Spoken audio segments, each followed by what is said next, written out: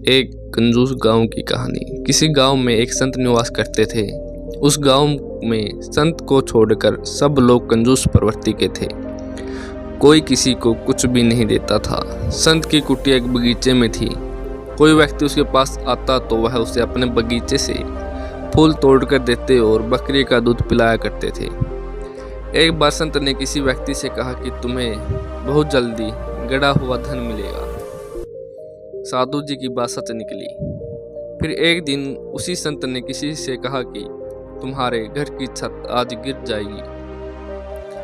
उस व्यक्ति ने संत की बात मानी और घर से बाहर रहा।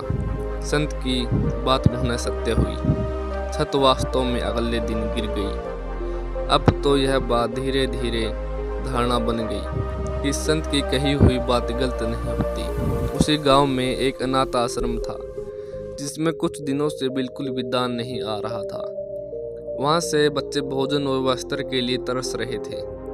ऐसी स्थिति में वहां के अध्यक्ष संत के पास पहुंचे और विनती की कि हे संत महात्मा, आपने आज तक जो कुछ भी कहा वह सत्य हुआ है। मैं आपसे एक झूठ बोलने की प्रार्थना करता हूँ। आप बस इतना कह दें कि 3 दिन बाद प्रलय होने वाली है। संत बोले, ऐसा कैसे हो सकता है?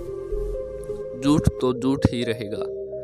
इस पर व्यक्ति बोला, मैं जानता हूँ पूज्यवर, परंतु आपके एक झूठ से अनाथालय के अनेकों बच्चों की जिंदगी मिल सकती है। संत बोले, अगर मेरे झूठ बोलने से बच्चों का क्या समाधान, क्या संबंध है, परंतु तुम्हें लगता है कि मेरे झूठ बोलने से बच्चों को भोजन कपड़ा आदि मिलेगा तो मुझे स्वीकार है। दूसरे दिन संत ने किसी से कहा कि 3 दिनों बाद प्रलय होने वाली है।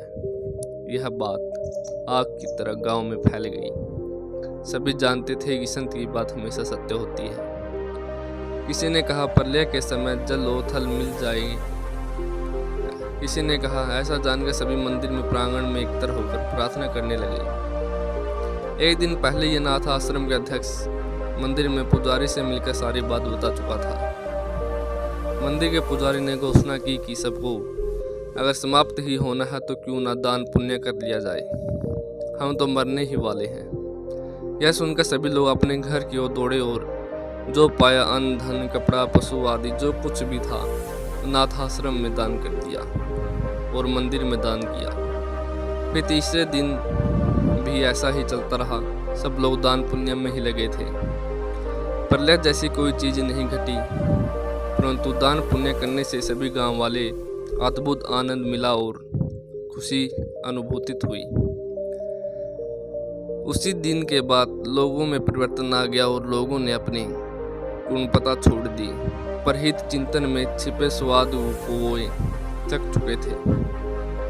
इस कहानी से हमें यह सीख मिलती है कि अच्छे उद्देश्य के लिए बोला गया झूठ कल्याणकारी होता है। कहानी अच्छी लगी हो तो कमेंट में एक बार हर हर महादेव जरूर लिखिए।